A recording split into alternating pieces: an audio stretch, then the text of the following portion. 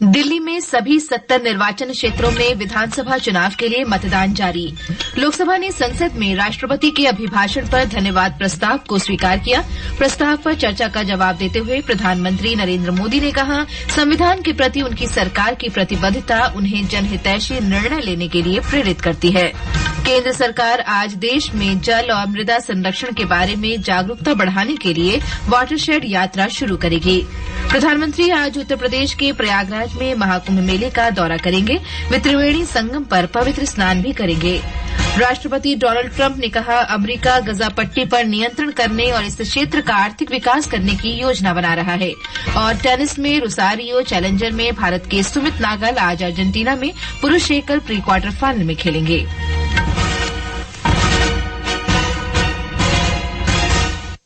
दिल्ली में आज विधानसभा चुनाव के लिए मतदान जारी है। मतदान सुबह 7 बजे शुरू हुआ और शाम 6 बजे तक चलेगा। चाक चौबंद सुरक्षा व्यवस्था के बीच दिल्ली के सभी 70 निर्वाचन क्षेत्रों में वोट डाले जा रहे हैं। लगभग 1 करोड़ 56 लाख से अधिक मतदाता 699 उम्मीदवारों के चयन के लिए अपने मताधिकार का प्रयोग कर रहे हैं। एक रिपोर्ट।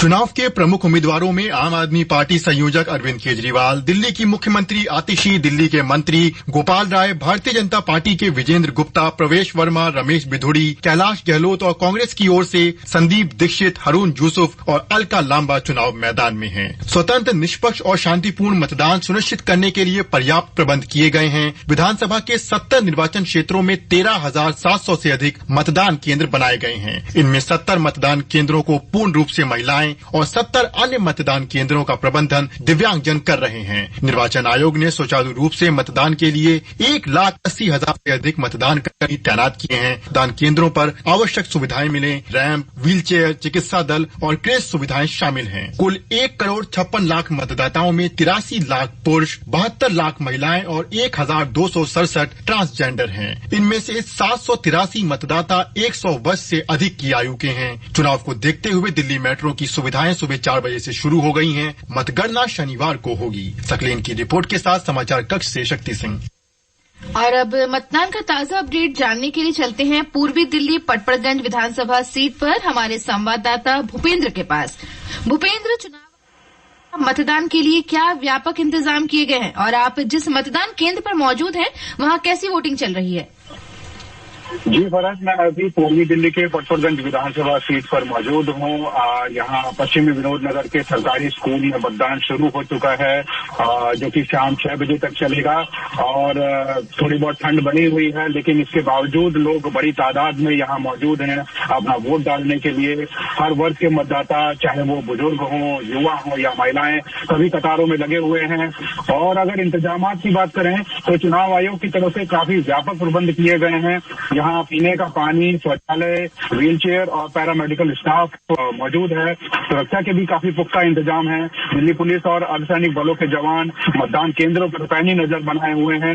मतदान केंद्रों और परिसर की निगरानी सीसीटीवी के जरिए की जा रही है और दिल्ली चुनाव आयोग के अधिकारी लगातार मतदान केंद्रों पर निगाहें बनाए हुए हैं।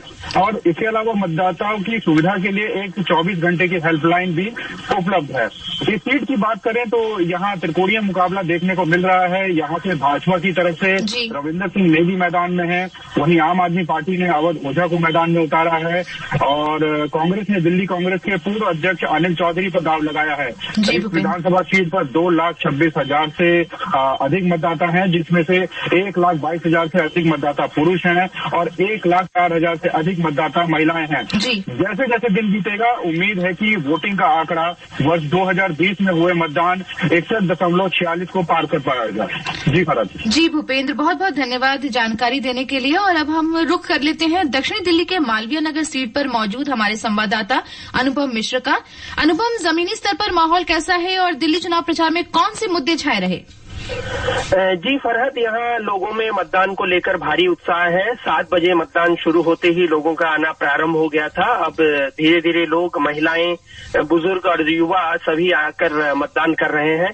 यहाँ सुरक्षित मतदान के लिए पुलिस के साथ अर्धसैनिक बल के जवान भी तैनात हैं।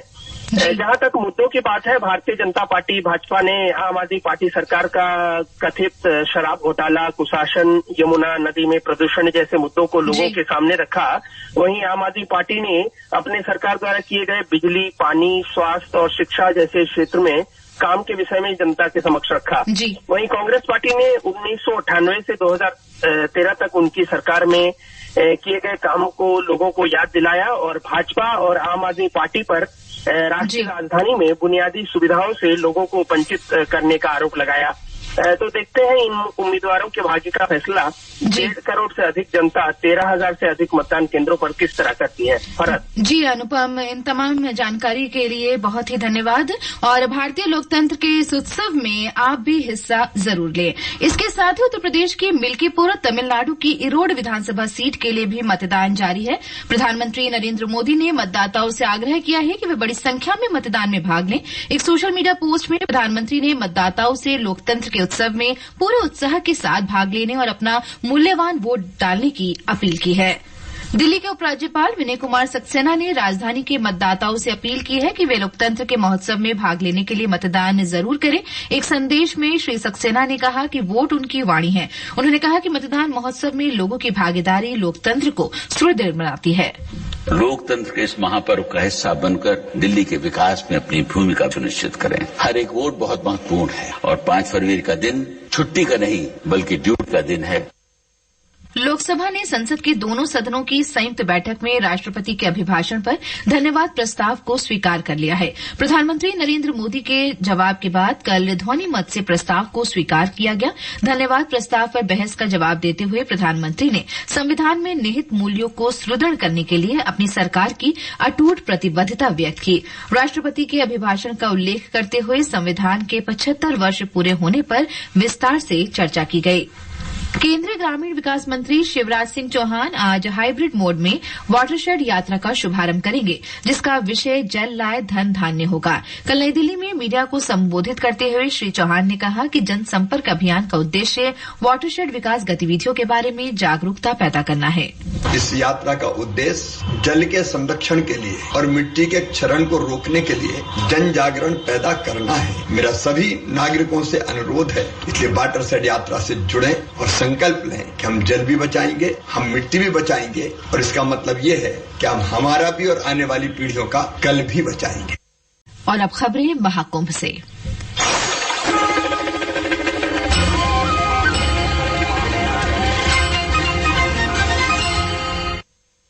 प्रधानमंत्री नरेंद्र मोदी आज उत्तर प्रदेश के प्रयागराज में महाकुंभ जाएंगे। इस दौरान वे त्रिवेणी संगम में पवित्र स्नान करेंगे। इस अवसर पर मुख्यमंत्री योगी आदित्यनाथ भी उपस्थित रहेंगे। ब्यौरा हमारे संवाददाता से। महाकुंभ देश विदेश से श्रद्धालुओं को अपनी ओर आकर्षित कर रहा है। अपनी यात्रा के दौरान प्रधानमंत्री मोदी त्रिवेणी घाट जाएंगे और पूजा अर्चना करेंगे। वे साधु संतों से भी मुलाकात कर सकते हैं। प्रधानमंत्री ने पिछले महीने की 19 तारीख के मन की बात कार्यक्रम में कहा था कि संगम की रेती पर पूरे भारत के साथ साथ विश्व के लोग जुटते हैं और यह उत्सव विविधता में एकता का प्रतीक है। हजारों वर्षों से चली आ रही इस परंपरा में कहीं भी कोई भेदभाव। भारतीय रिजर्व बैंक की मौद्रिक नीति समिति की बैठक आज मुंबई में शुरू हो रही है। ये बैठक शुक्रवार तक चलेगी। भारतीय रिजर्व बैंक के गवर्नर संजय मल्होत्रा शुक्रवार सुबह ब्याज दरों पर इस समिति के फैसलों की घोषणा करेंगे। नवनियुक्त रिजर्व बैंक गवर्नर की अध्यक्षता में ये पहली बैठक होगी। रिजर्व बैंक ने फरवरी 2023 से रेपो दर को 6.5% पर यथावत रखा है। आकाशवाणी के वयोवृद्ध समाचार वाचक वेंकटरमन का कल रात चेन्नई में निधन हो गया। 102 वर्षीय वेंकटरमन ने 15 अगस्त 1947 की सुबह आकाशवाणी दिल्ली से भारत की स्वतंत्रता के समाचार को प्रसारित किया था। ये खबर सबसे पहले सुबह 5:45 पर रेडियो सिलोन के लिए तमिल में प्रसारित की गई थी। वे 64 वर्षों तक आकाशवाणी के साथ जुड़े रहे। अमेरिका के राष्ट्रपति डोनाल्ड ट्रंप ने कहा है कि अमेरिका युद्धग्रस्त गजा पट्टी पर कब्जा करने और इसे आर्थिक रूप से विकसित करने की योजना बना रहा है। व्हाइट हाउस में आज इजराइल के प्रधानमंत्री बेंयामिन नेतन्याहू के साथ संयुक्त संवाददाता सम्मेलन में श्री ट्रंप ने कहा कि गजा में सभी खतरनाक बम और अन्य हथियारों को नष्ट करने की जिम्मेदारी अमेरिका की होगी। उन्होंने क्षेत्र में आर्थिक विकास का दावा किया, जिससे यहां के लोगों को असीमित नौकरियां और आवास सुविधा उपलब्ध कराई जाएगी। और अब खेल समाचारों के साथ हैं चंद्रशेखर शर्मा। भारतीय क्रिकेट कंट्रोल बोर्ड ने भारत और इंग्लैंड के बीच कल से शुरू हो रही 3 मैचों की एकदिवसीय अंतर्राष्ट्रीय श्रृंखला के लिए वरुण चक्रवर्ती को भारतीय टीम में शामिल किया है। टेनिस में भारतीय खिलाड़ी सुमित नागल आज अर्जेंटीना में रोजारियो चैलेंजर टेनिस के पुरुष सिंगल्स के प्री क्वार्टर फाइनल में खेलेंगे। उनका सामना चीनी ताइपे के सेंग जुनसिन और बोलिविया के ह्यूगो डिलिन के बीच खेले गए मैच के विजेता से होगा। मुंबई ओपन में भारत की अंकिता रैना आज महिला डबल्स के प्री क्वार्टर फाइनल में स्लोवेनिया की दलिला जाकुपोविक के साथ जापान की नाओ हिबिनो और जॉर्जिया की ओक्साना क्राशिनिकोवा की जोड़ी के साथ खेलेंगी। मुंबई में होने वाले 16वें दौर के एक अन्य मुकाबले में भारत की प्रार्थना थोमरे और डच खिलाड़ी एरियन हार्टोनो की जोड़ी का सामना थाईलैंड की पिंगटान प्ल्यूच और जापान की नाहो सातो की जोड़ी के साथ होगा। रिया भाटिया और श्रीवल्ली रश्मिका भामी दीप्ति की भारतीय जोड़ी आज दोपहर अपना मुकाबला खेलेगी। और फुटबॉल में इंडियन सुपर लीग में आज कोलकाता के विवेकानंद युवा भारती क्रीड़ांगन में मोहन बागान सुपर जायंट का सामना पंजाब एफसी से होगा। ये मैच आज शाम 7:30 बजे शुरू होगा। और एक अन्य खेल खबर में रोसारियो चैलेंजर टेनिस के पुरुष सिंगल्स के प्री क्वार्टर फाइनल में आज भारतीय खिलाड़ी सुमित नागल का सामना बोलिविया के ह्यूगो डेलियन से होगा। और अब आज के समाचार पत्रों की सुर्खियों के साथ है मनोज। धन्यवाद फरहत। दिल्ली वासी आज चुनेंगे अपनी सरकार। 70 विधानसभा सीटों के लिए हो रहा मतदान। अमर उजाला की सुर्खी है। हिंदुस्तान लिखता है दिल्ली आज करो वोट की चोट। विधानसभा चुनाव में ताल ठोक रहे 699 प्रत्याशियों की किस्मत ईवीएम में होगी कैद। पंजाब केसरी की खबर है पिंक बूथ पर महिलाएं, दिव्यांग बूथ पर रहेंगे दिव्यांग कर्मी, मॉडल बूथ बनेंगी आकर्षण का केंद्र। ट्रंप के टैरिफ में देरी से 2% तक बढ़े बाजार। दैनिक जागरण की सुर्खी है।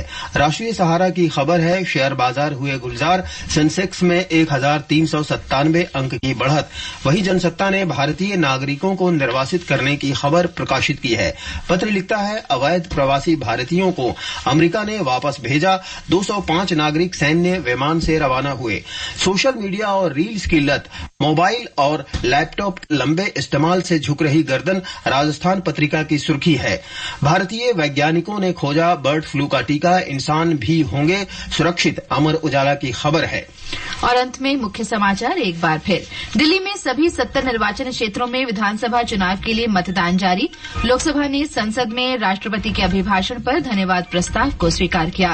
प्रस्ताव पर चर्चा का जवाब देते हुए प्रधानमंत्री नरेंद्र मोदी ने कहा संविधान के प्रति उनकी सरकार की प्रतिबद्धता उन्हें जनहितैषी निर्णय लेने के लिए प्रेरित करती है। केंद्र सरकार आज देश में जल और मृदा संरक्षण के बारे में जागरूकता बढ़ाने के लिए वाटरशेड यात्रा शुरू करेगी। प्रधानमंत्री आज उत्तर प्रदेश के प्रयागराज में महाकुंभ मेले का दौरा करेंगे। वे त्रिवेणी संगम पर पवित्र स्नान भी करेंगे। राष्ट्रपति डोनाल्ड ट्रंप ने कहा कि अमेरिका गजा पट्टी पर नियंत्रण करने और इस क्षेत्र का आर्थिक विकास करने की योजना बना रहा है। और टेनिस में रोसारियो चैलेंजर में भारत के सुमित नागल आज अर्जेंटीना में पुरुष एकल प्री क्वार्टर फाइनल में खेलेंगे। इसके साथ ही समाचार प्रभात का ये अंक समाप्त हुआ। नमस्कार।